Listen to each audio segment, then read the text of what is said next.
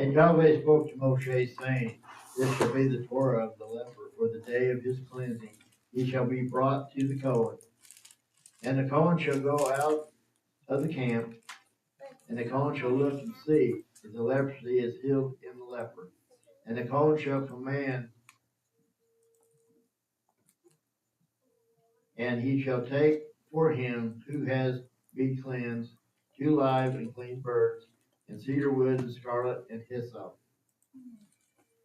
And the Kohen shall command, and he shall kill one of the birds in the earthen vessel, one running over running water. Let them take the live bird in the cedar wood and the scarlet and the hyssop, and dip them in the live bird in the blood of the bird that was killed over the running water.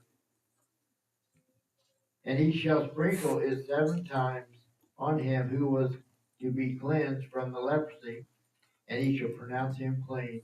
And he shall let the live bird loose in the open field. And he who is to be cleansed shall wash his garments, and shall shave off all his hair, and wash himself in the water, and shall be clean. Then after that he comes into the camp, but shall stay outside his tent 7 days. And on the 7th day it shall be that he shaves all the hair off his head, and the beard, and his eyebrows,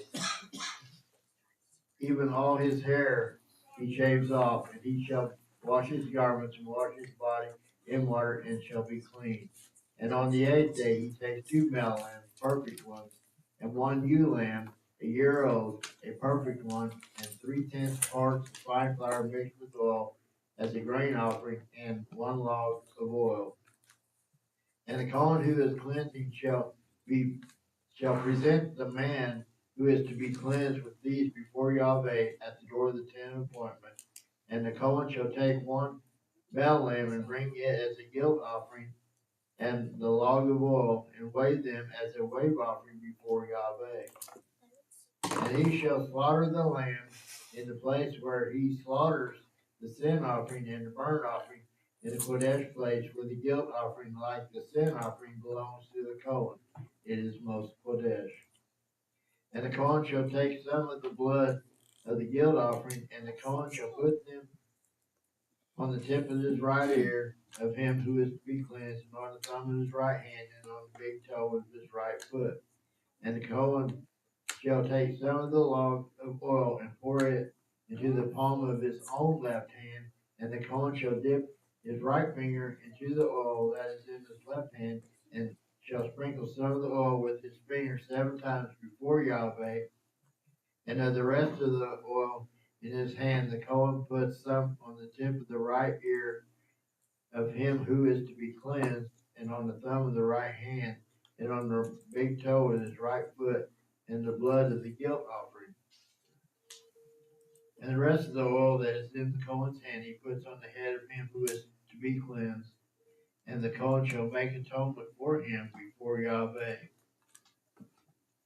And the Kohen shall make the sin offering, and make atonement for him who is to be cleansed from his uncleanness, and afterwards he slaughters the burnt offering. And the Kohen shall offer the burnt offering and the grain offering on the altar, and the Kohen shall make atonement for him, and he shall be clean. But if he is poor, is unable to afford it, then he shall take 1 male lamb as a guilt offering to be waved, to make atonement for him, the 1/10 part of the mixed flour, the oil, a grain offering, and a log of oil. The 2 turtle doves, and 2 young pigeons, such as able to afford, and 1 shall be a sin offering, and the other a burnt offering. And he shall bring them to the Kohen on the 8th day for his cleansing, to the door of the tent of appointment before Yahweh. And the Kohen shall take the lamb of the guilt offering of the log of oil, and the Kohen shall wave them as a wave offering before Yahweh. And he shall slaughter the lamb of the guilt offering, and the Kohen shall take some of the blood of the guilt offering, and put it on the tip of the right ear of him who is to be cleansed, and on the thumb of the right hand, and on the big toe of his right foot. And the Kohen pours some of the oil into the palm of his own left hand, and the Kohen shall sprinkle with his right finger some of the oil that is in his left hand 7 times before Yahweh. And the Cohen shall put some of the oil that is in his hand on the tip of the right ear of him who is to be cleansed, and on the thumb of the right hand, and on the big toe of his right foot, and on the place of the blood of the guilt offering.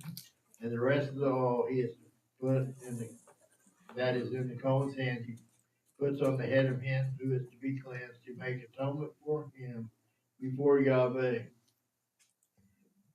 And he shall prepare one of the turtle doves for young pigeons, such as he is able to afford, that which he is able to that which he is able to afford, the one as a sin offering, another as a burnt offering, and in grain offering. The Cohen shall make atonement for him who is to be cleansed before Yahweh. This is the Torah of the one who had an affection of leprosy, who was unable to afford his cleansing. And Yahweh spoke to Moshe and to Aaron, saying, when you come to the land of Canaan, which I am giving you as a possession, and I put a plague of leprosy in the houses in the land of your possession, then shall the one who owns the house come and report to the Cohen, saying, it seems to me that there is some plague in the house. And the Cohen shall command, and they shall empty the house before the Cohen goes and look at the plague, so that all that all that is in the house is not made unclean. And after the Cohen goes in to look at the house, and he shall look at the plague and see if the plague on the walls when the house has sunken places, greenish, reddish, which appear to be deep in the wall. Then the Cohen shall go out of the house to the door of the house and shut up the house for 7 days. And the Cohen shall come again on the 7th day and look and see if the plague is spread in the walls of the house. And the Cohen shall command, they shall remove the stones with the plague in them, and they shall throw them outside the city into an unclean place. And he lets the house be scraped inside all around, and the dust that they scrape off, that they shall pour out in the unclean place outside the city. And they shall take other stones and put them in the place of those stones, and take other mortar and plaster the house. And if the plague comes back and breaks out in the house, after he has removed the stones, and after he has scraped the house, and after it is plastered, then the Cohen shall come and look and see if the plague has spread in the house. It is the active leprosy in the house. It is unclean. And he shall break down the house, its stones and its timber, and all the plaster of the house, and he shall bring them outside the city to an unclean place. And he who goes into the house all the days while it is shut up becomes unclean until evening. And he who lies down in the house has to wash his garments, and he who eats in the house has to wash his garments. However, if the Cohen indeed comes in and looks at it and sees that the plague is not spread in the house after the house was plastered, then the Cohen shall pronounce the house clean, because the plague was healed. And to cleanse the house he shall take 2 birds, and cedar water, and scarlet, and hyssop, and shall kill one of the birds in the earthen vessel over running water. And they shall take cedar wood, and the hyssop, and the scarlet, and the live bird, and dip them in the blood of the slain bird, and the running water, and shall sprinkle the house 7 times. He shall thus cleanse the house with the blood of the bird, and the running water, and the live bird, and with the cedar wood, and with the hyssop, and with the scarlet. And he shall let the live bird loose outside the city in the open field, and shall make atonement for the house, and it shall be clean. This is the Torah of any infection of leprosy or eruption, for leprosy of a garment and of a house, and for the swelling, and for the scab, and for the bright spot, to teach when it is unclean, when it is clean. This is the Torah of leprosy. Anybody?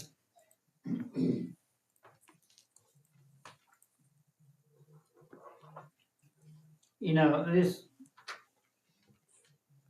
is so important for us to look at and to evaluate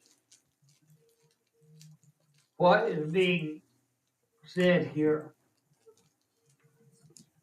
All the effort that went forth that the Father intended and required for them to put forth to cleanse that house, to make it clean, acceptable to live in, and that it would not cause them to be unclean.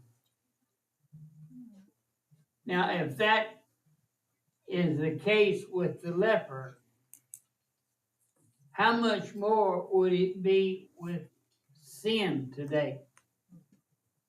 When we are involved in violations of the commandments, when we transgress, we should go to the effort of getting cleansed before the Father. We should not take it, oh well, we're human.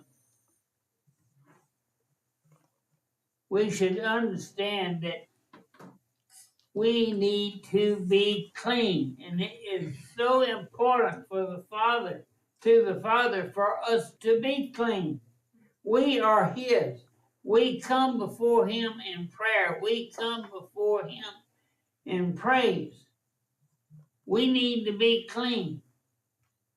We need to be offering the praise from the Ruach HaKodesh, not some strange fire.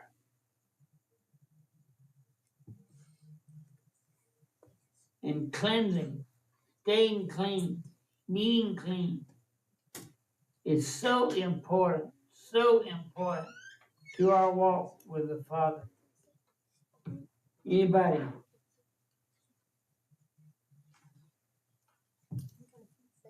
All right, let's go on. 2 Kings 7:1. Wait, Rachel's got stuff. Huh? Oh, I'm sorry. Yeah, we go to 15. I'm sorry. I'm going to jump in if you don't mind. My arm's short. Okay. Can I ask you first, RC, do you mind taking your phone out of your pocket? We were having a little bit of feedback, and I'm not sure if that was it or not. It was really small, but I'm not sure. Sometimes that is what causes it, so we'll see. Thank you, appreciate it. We'll see if that solves it. Yes? Yeah, you're pushing it too much. Sorry. Bleeding tooth over here. Wiggly tooth. So I think this chapter, 1 to me, is just wild. With what we see Yah's commandment for the cleansing, it's just, Yah is not boring, I think is, one of those things. I mean, we can see some of these and kind of see the testing of adultery for the woman and just be like, why is that not just witchcraft, because, witches, they throw in all the cauldron, and all that stuff. But, in the pure sense that the Father he has some strange instructions sometimes. And just, I don't know if it's because, I don't know why it is he does his things, but that it's not boring. I mean, we see like a bird slain and the live one's dipped in it and sprinkled, and it was just an interesting, you're like reading through it and you're like, whoa, this is different. I don't remember. Maybe keep us on our toes kind of thing. But I also think that it's interesting to see with those things in the beginning of 14, primarily in 4, when it says, talking about the clean bird, the cedar wood, the scarlet, and the hyssop, that we see a few of those parallels with Messiah. We see Matthew 27:28. It references the scarlet. Now, one of the other Gospels calls it a purple robe, but Matthew calls it a scarlet robe. John 19:29 references the hyssop that I think is one time fed to him. It's different from the sponge, I think, but one of those. And then I was actually, when I was going through this week, just a few verses ahead in Matthew, I think it's 27:26, it talks about the releasing of Barabbas. So at that time, we also see two. We see one that was slain and one that was released, like these birds. So not that it's like a complete, like, oh, he fulfilled this and that, but we just, to me, I think we see that the Father has types. He has just like the ways he does things, and I forgot the word that I was thinking earlier in the week, but just types, and so we see those types. Pharaoh and Joseph. Yeah, Pharaoh and Joseph being like him, and Yeshua, and just those things, those parallels, and that we can just see those all throughout. So I think it just shows more of his character than it is, maybe more that we see. But and then I thought it was really interesting that after they do those sacrifices and offerings, and later in 14 and 17, when the priest takes the blood of the guilt offering, and then he takes some of the oil, and it's the same. So it's one more of those types. It's the same procedure that the priests go through with ordination. Right. Is that they've taken the blood and it's on their right ear, their right thumb, their right toe, and or the big toe of the right foot, and then it's followed by the oil. And so again, there's probably more to unpack in that, but just to see that the Father has his, just the ways of his character, the ways of his kingdom, the ways of his instructions, and they repeat a lot. That he uses those same types throughout. And with me thinking through it, looking like the ordination for the priest, is that I think just last week, talking about that they were set outside the camp for, hopefully, if it was a sin that started, that brought out that physical manifestation, that person outside the camp has had that time to sit with the Father, to repent, and then be healed, that the Father brought healing to him, and then he's now almost doing an ordination to get him back into like just the regular service of life that we're all called to, like us as just ministers of his kingdom, that now that person is back into the congregation. They're no longer set out. Yeah. They're coming and kind of being ordained back into it. And on the 8th day, that one too, it's down in 23, which was also like the priests on that 8th day. So I just think it's neat how the Father keeps cycling through his things, keeps repeating these things. I just think it's neat.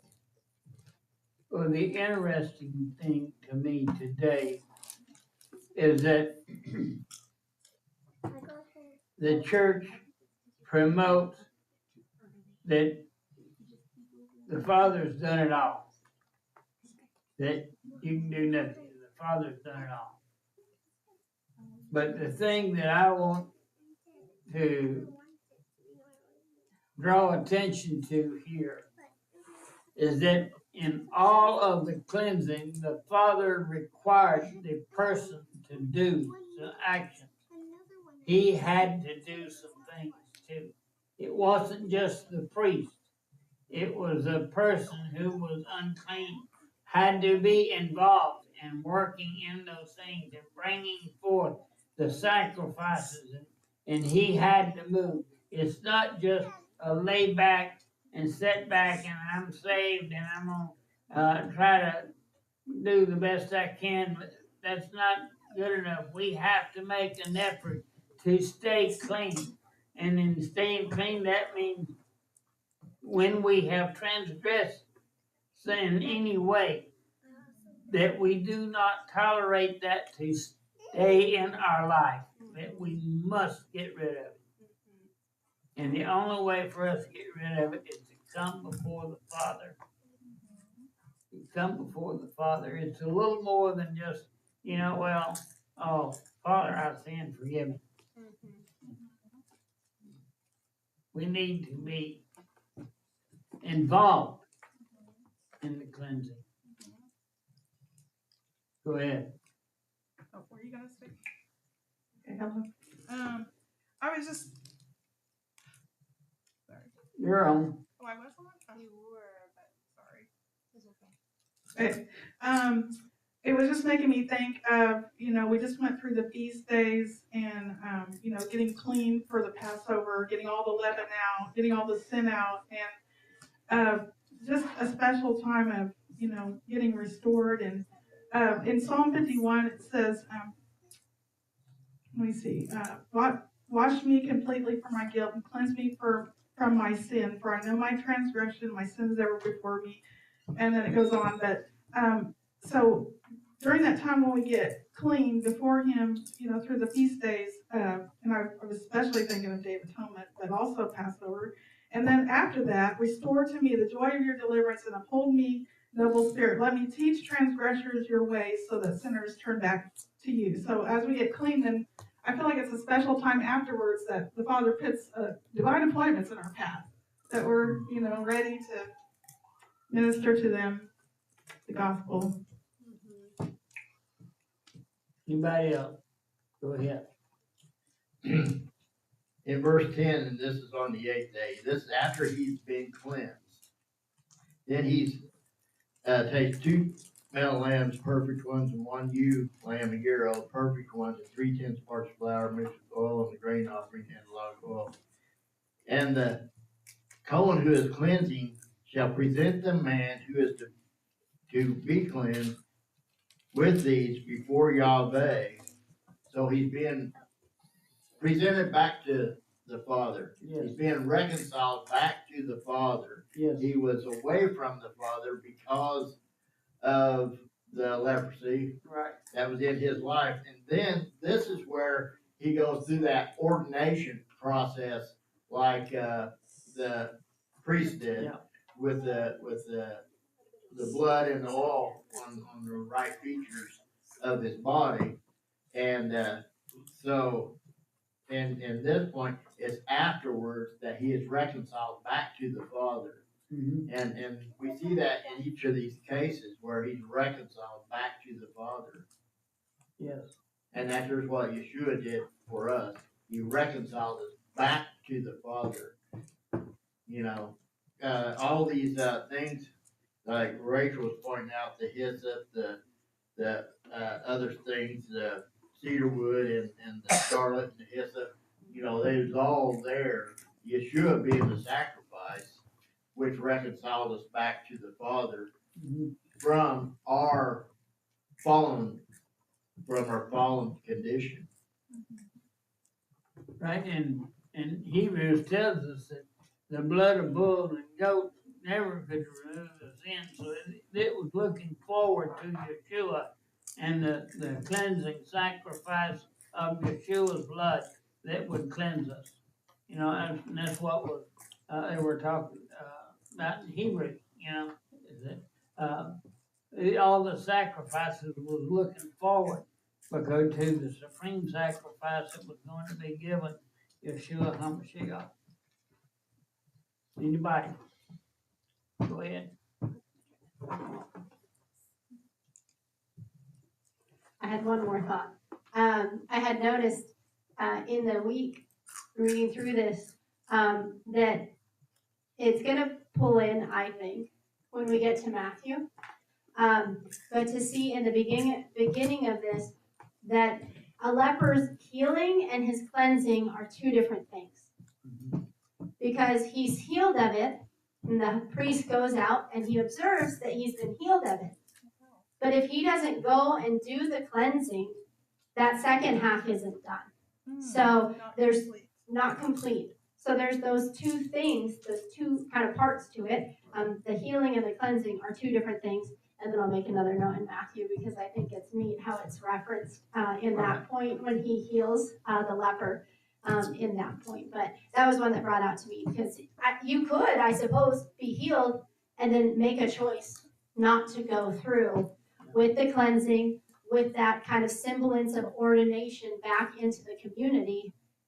And my guess is that your leprosy might come back, but I think that you might have that opportunity,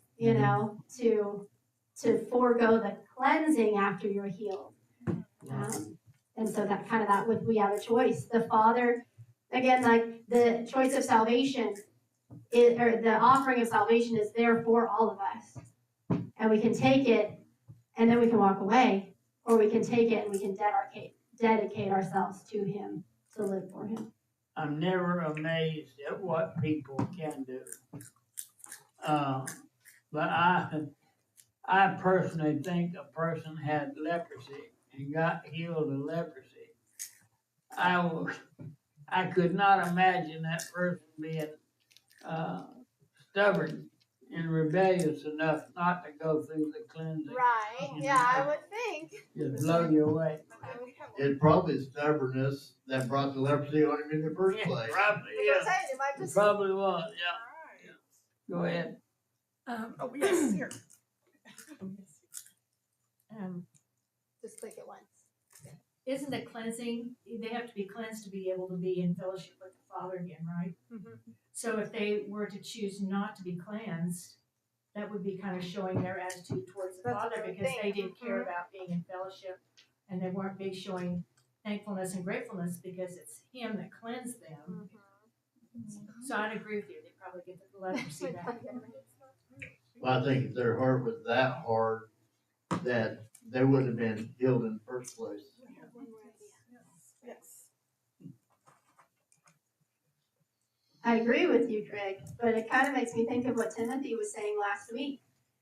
So if there are seasons, like maybe a different healer came and brought a physical healing to that person that was outside the camp. Again, this is just kind of supposing that was theirs for a spiritual reason. But if some other, clearly witchcraft has powers. Like it just, whatever powers we give it or however it works. Again, we see in Revelation that the prophet, false prophet, and the Antichrist are given. I mean, like they can do some crazy things, and bring miracles about. So there's power in the demonic realm. So if like someone from not Yah's power went and cleansed that person and physically healed them. The word in Greek gives Satan, refers to the power that Satan has with the same word that it refers to the power that the saints have. Dunamis power. So when, to me, the biggest mistake anybody can make when they're going into a battle or fixing to get into a fight is to underestimate their enemy. Sometimes you look at the guy and you think, he's a wimp, and you get in the tussle with him and you find out he's not a wimp. You did not give him the credit for having the strength and the power that he had. Well, I think that's exactly what happens with Satan today, that people do not understand that he has the ability, the unsurmountable ability to deceive. And the only protection you have from that deception is the Ruach HaKodesh. People can know that, well, that's not what I believe in my heart. Well, it don't matter what you believe in your heart, because the Father says your heart is deceptive above all things. I saw cashews, but I don't see an orange. So if you follow your heart, you're following deception. We only have a choice to walk in the Torah. Walking in the Torah is righteousness.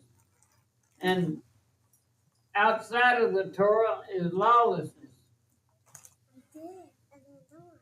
We have a choice. And it's like Rachel was saying, if the person had a heart so hard that he would not do the things that he needed to do to be cleansed. Well, I wonder how many times our heart has been so hard that we would not do the things we need to do to be cleansed. True. Yeah, we don't want to be there.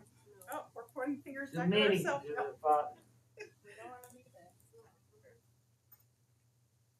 Anybody? Go ahead. And one more. Hello. Okay.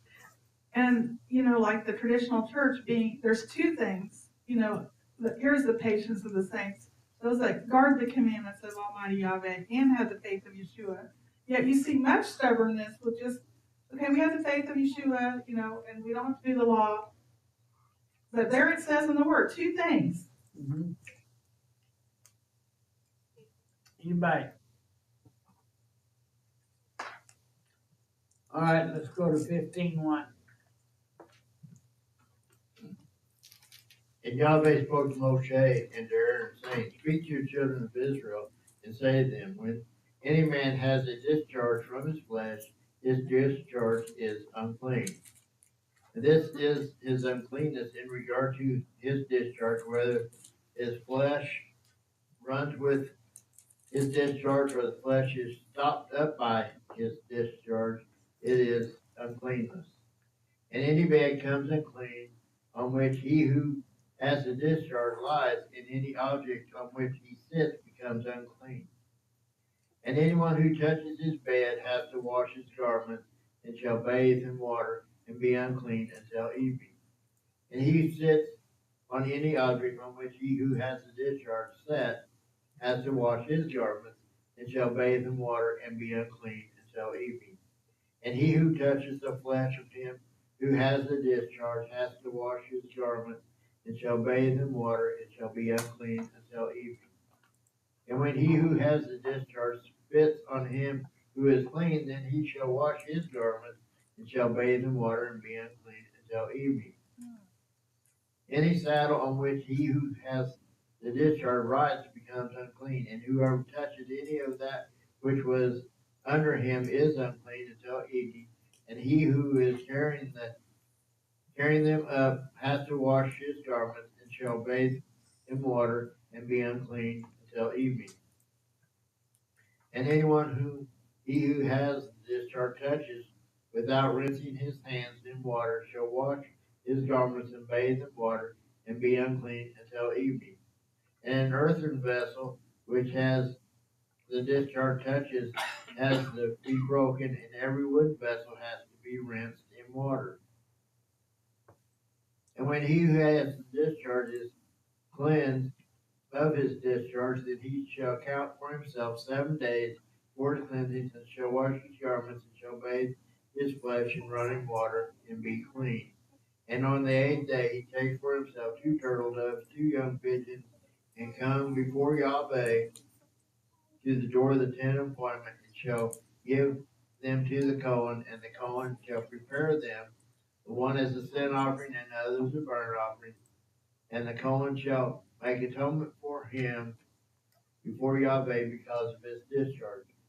And when the man has an emission of semen, and shall wash all his flesh in water, and be unclean until evening.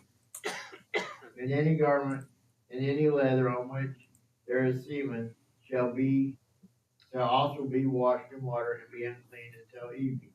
And when a woman lies with a man, and there is an emission of semen, and they both shall bathe in water, and be unclean until evening. And when a woman has a discharge, and the discharge from her flesh is blood, she has to be in her separation for 7 days.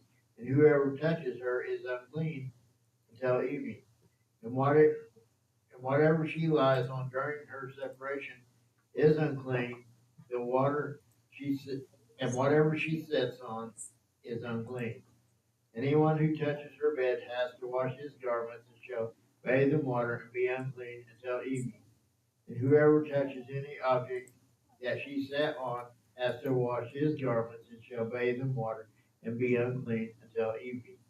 And if it is on the bed or any object on which she sits, when he touches it, he is unclean until evening. And if any man lies with her at all, and her monthly flow is on him, then he shall be unclean 7 days.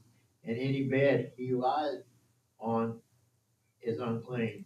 And when a woman has a discharge of blood for many days, other than her time of her monthly separation, or when her discharge beyond her usual time of monthly separation, all the days of her unclean discharge shall be as the days of her monthly separation. She is unclean.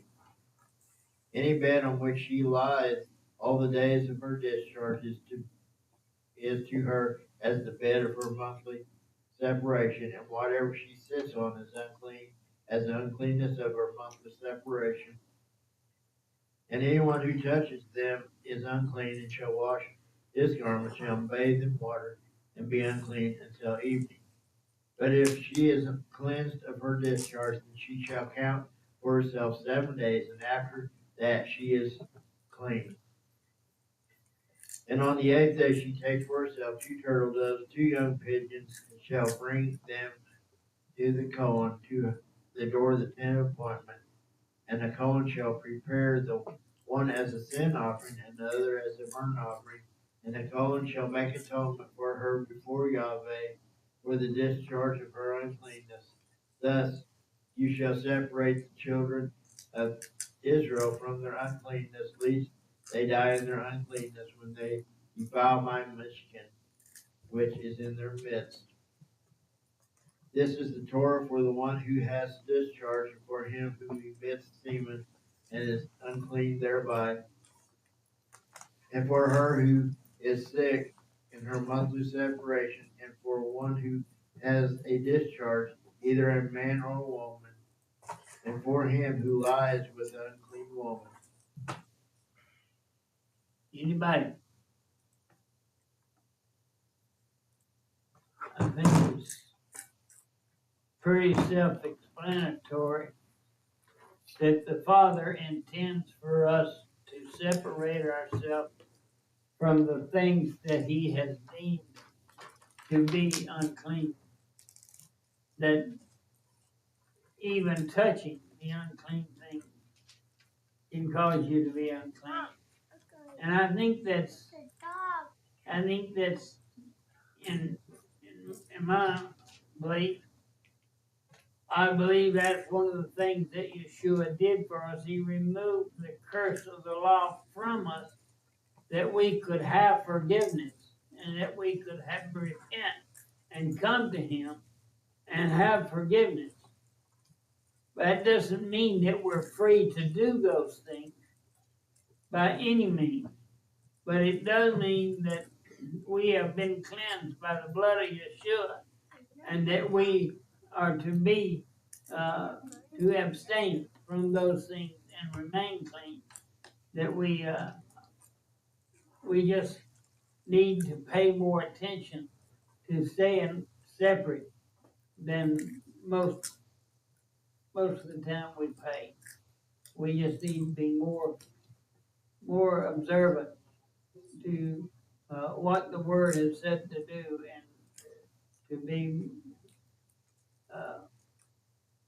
be more disciplined with it, I guess is what I'm trying to say. To be more disciplined to the Word, disciples by it, and not violating it in any way. Anybody? Go ahead.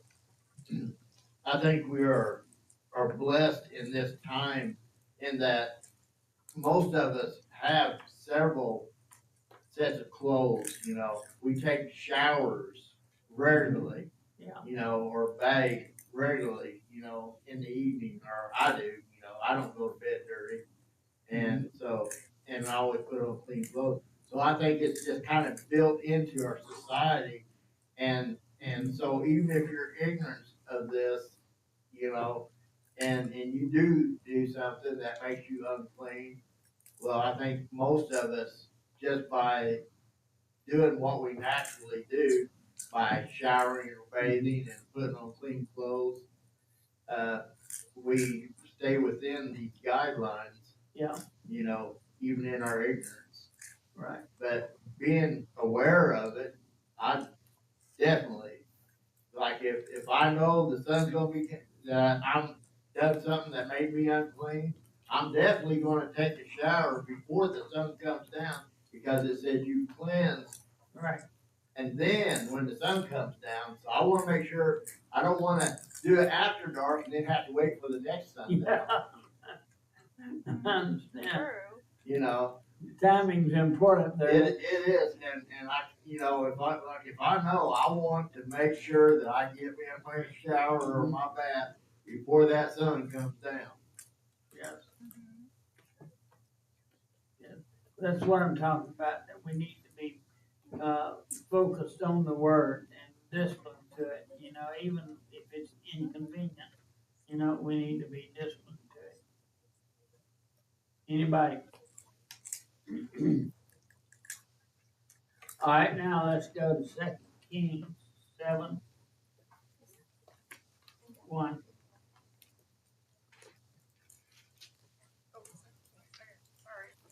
Which one's up?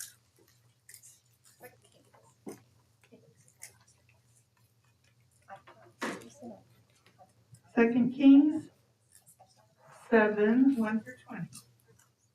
And Elisha said, hear the word of Yahweh. Thus said Yahweh, about this time a seah of fine flour for a shekel, and 2 seahs of barley for a shekel at the gate of Shamaron.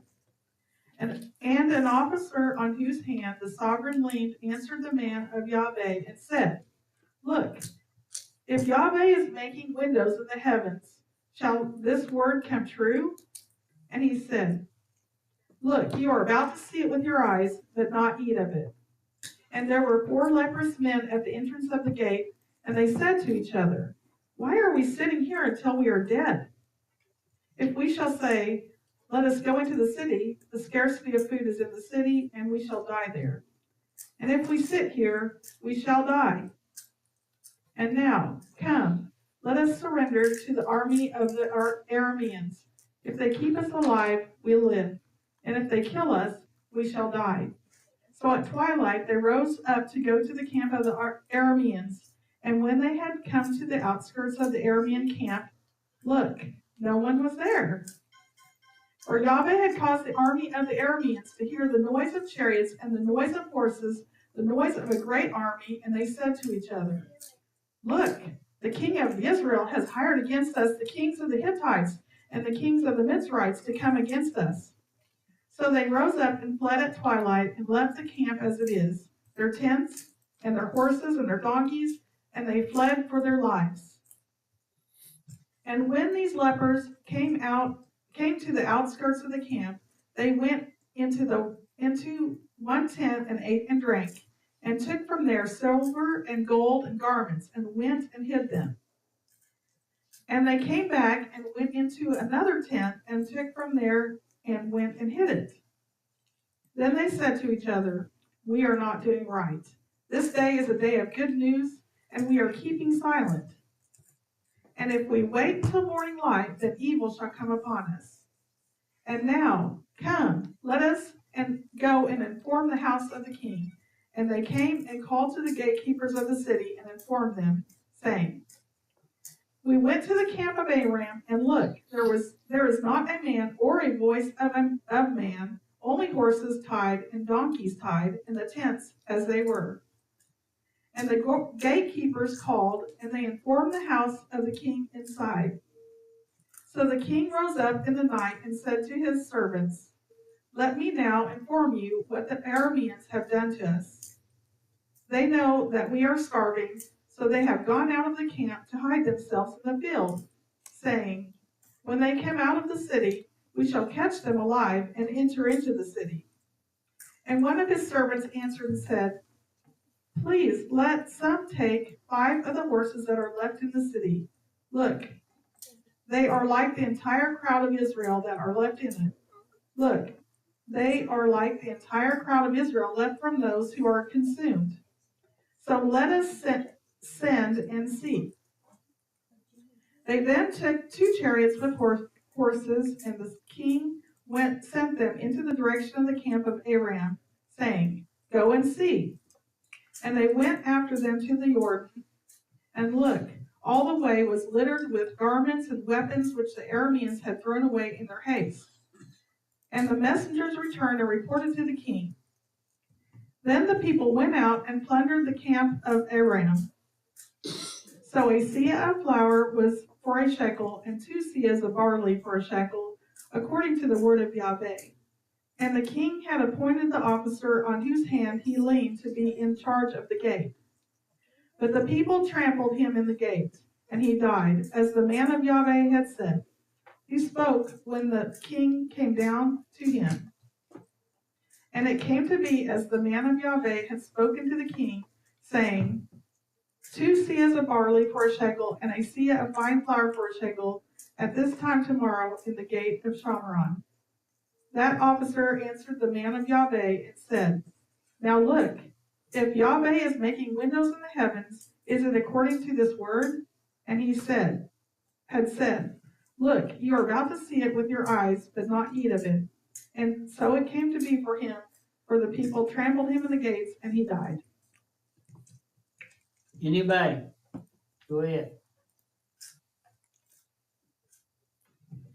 The Heavenly Father, He gives us chance after chance after chance. And this is one of the times He gives, because this is the northern kingdom before they went into bondage, before they was taken into captivity.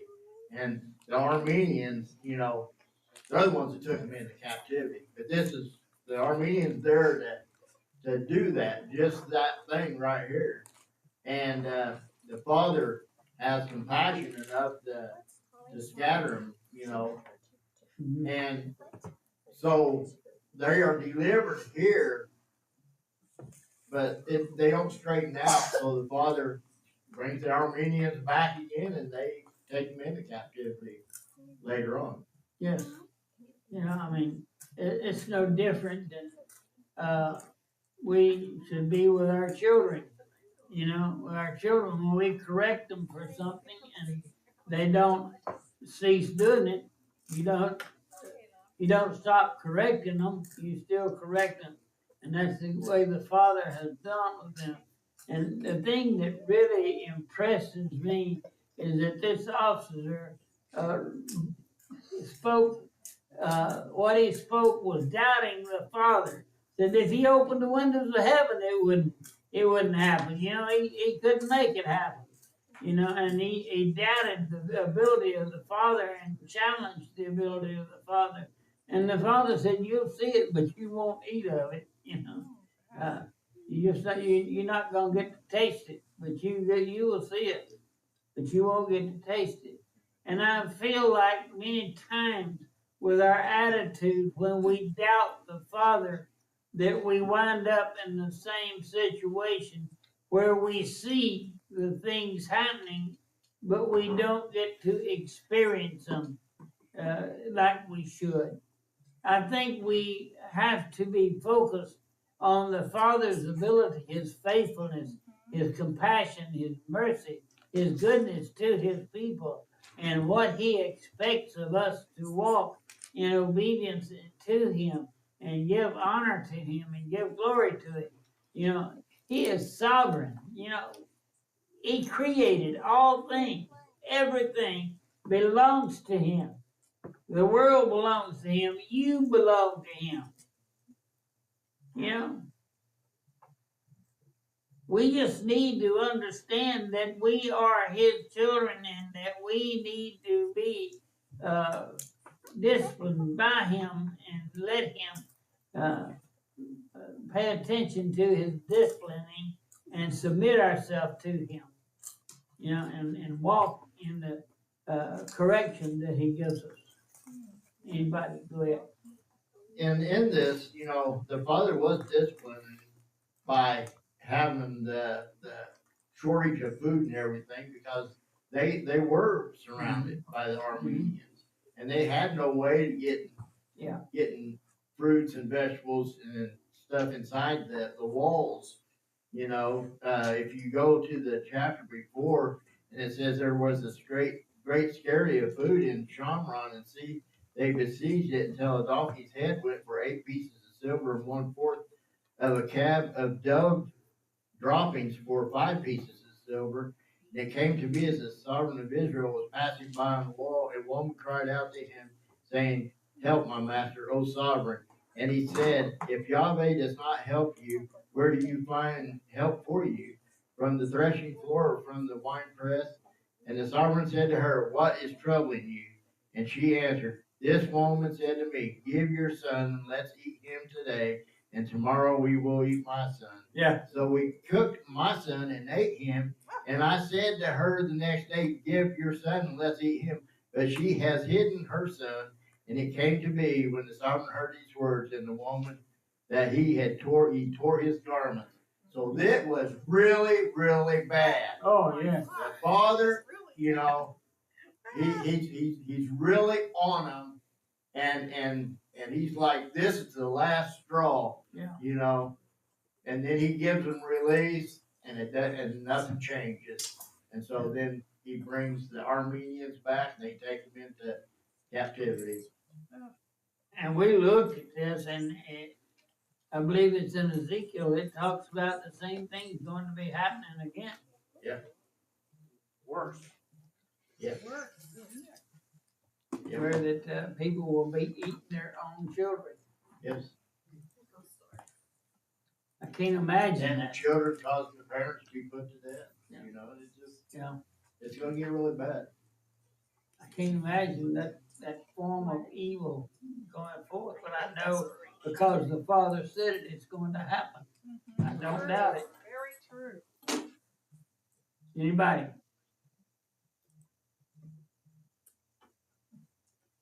All right.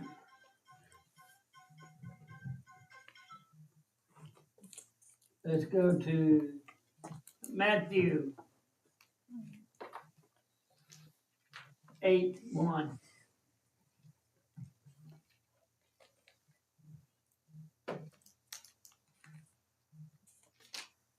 Matthew 8:1-17. And when he came down from the mountain, large crowds followed him. And see, a leper came and bowed before him, saying, Master, if you desire, you are able to make me clean. And stretching out his hand, Yahusha touched him, saying, I desire it. Be cleansed. And immediately his leprosy was cleansed.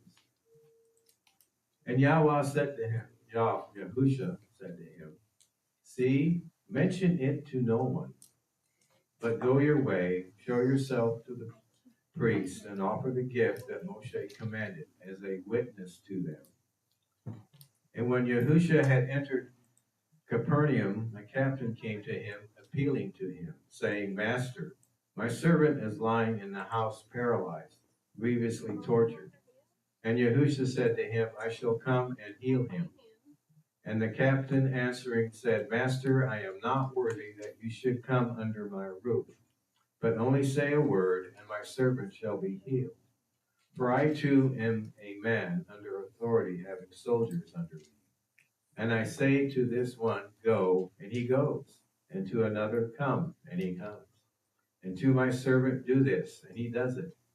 And when Yahusha heard, he marveled, and said to those who followed, truly I say to you, not even in Israel have I found such great belief. And I say to you that many shall come from east and west, and sit down with Abraham, Ishak, and Jacob in the reign of the heavens. But the sons of the rain shall be cast out into outer darkness. There shall be weeping and gnashing of teeth. And Yahusha said to the captain, go, and as you have believed, so let it be done for you. And his servant was healed that hour. And when Yahusha had come into the house of Caiaphas, he saw his wife's mother, lying sick with inflammation. And he touched her hand, and the inflammation left her, and she arose and served them. And when evening had come, they brought to him many who were demon-possessed. And he cast out the spirits with the word, and healed all who were sick, that it might be filled what was spoken by Isaiah the prophet, saying, he himself took our weaknesses and bore our sicknesses. Anybody? Hallelujah.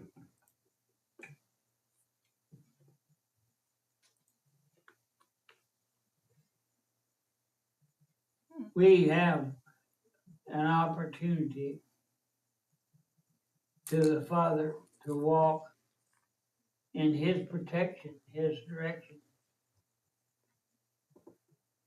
I believe with all my heart that most of us here have lived a pretty protected life, that the Father has blessed us Yes. and kept us For sure. strong. And I believe that Father intends for us to stay strong and be able to carry forth His word and to speak of His goodness. Because this world has nothing to offer that's good. Everything this world has to offer is damaging. True. Very true. We find out even the food that we go to the store and buy that's supposed to be clean and acceptable has been defiled. You know, I think it's pretty difficult, if not impossible, for us to stay completely away from anything that defiles. But I think we have to do our very best to stay clean and to follow the dietary laws and the laws of the Torah, to follow the directions of the Torah, for that is life. Yeshua was the Torah made flesh. He said, I am life. And so we need to understand that the Torah is life. Yes. And that Yeshua was the Torah here on earth. He brought life to us, and He brought healing to us, and He brought deliverance to us. We have been given so many things through Yeshua HaMashiach. The Father has blessed us with healing and direction and given us blessing after blessing. Anybody? Go ahead. Sorry. Sorry.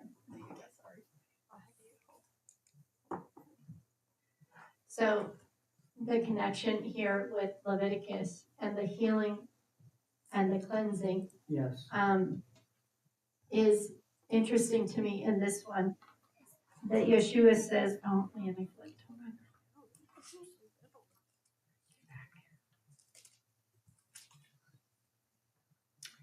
on. Or it says in 3, Yahusha touched him saying, I desire it, be cleansed.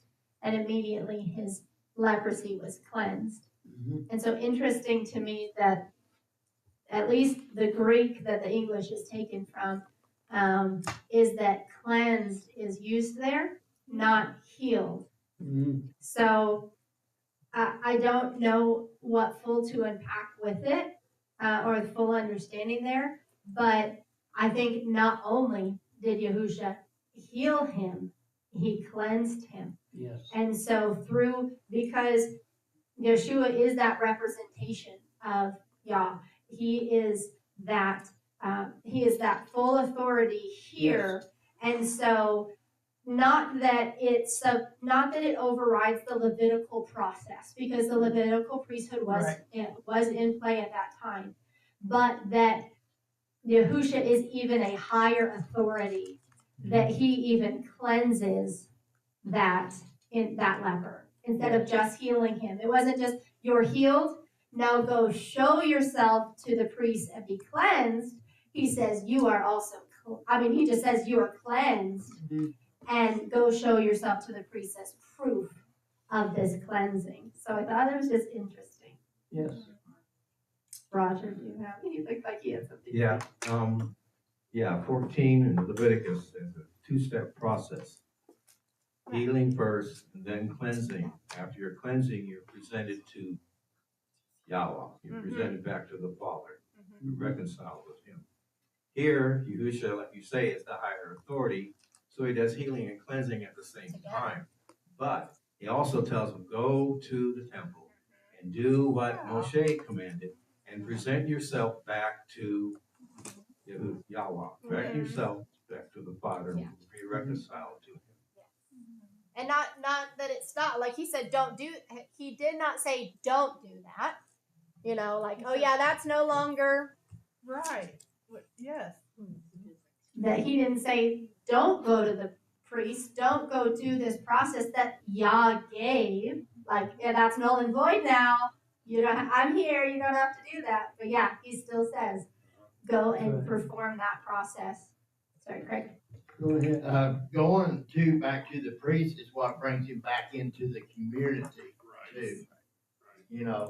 So he has been reconciled back to the Father, but he still needs to be brought back to the community because the priest has to pronounce him him cleansed and then bring him back into, and he's still got to shave his head and all that good stuff to, as part of the cleansing.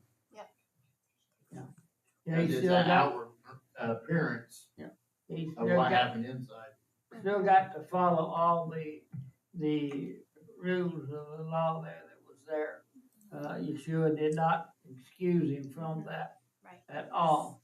And so it's just a matter that we understand that Yeshua has not excused us from the commandments of the Torah. He has encouraged us to be even more committed to the Torah than we have been. As Gentiles, we had no concept of the Torah. We were doing our own thing. Fat, dumb, happy, going to hell, feeling good about it. So it's a process that Yeshua has done so many things for us. But if we understand what he's done for us, we ought to be so appreciative that we would spend all of our efforts to promote him to anybody that does not have him. And it's just, to me, it's just a real serious thing because I don't know what the Father's going to do. I'm not the judge, he's the judge. But I know that I look at the way a lot of the churches are doing and teaching, and it don't line up. To me, it puts them in a scary position. But I'm not the Father, But I know that according to His Word, and He is committed to His Word, He does not break His Word. According to His Word, Yeshua called us, the lawless ones. I never knew you. And most of the church today is lawless. They don't keep the commandments.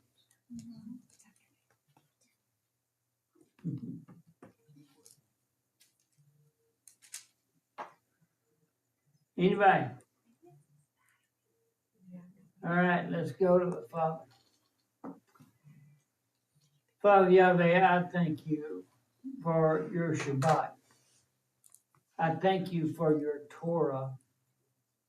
And Father, I certainly thank you for your Messiah, Yeshua HaMashiach, your precious Son, who taketh away the sins of your people.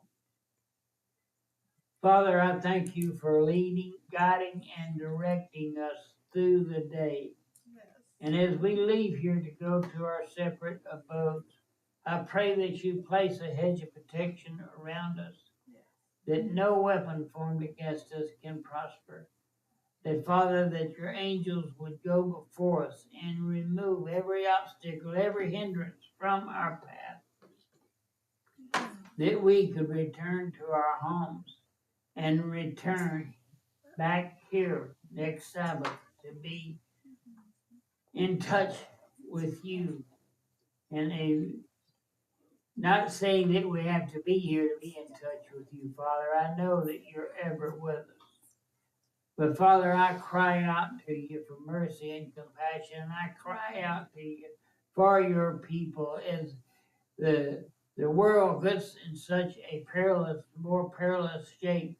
Every day it seems it goes downhill. Father, we trust you for our deliverance. Yes. You are our deliverance. Yes. You are our hope, our strength, our shield.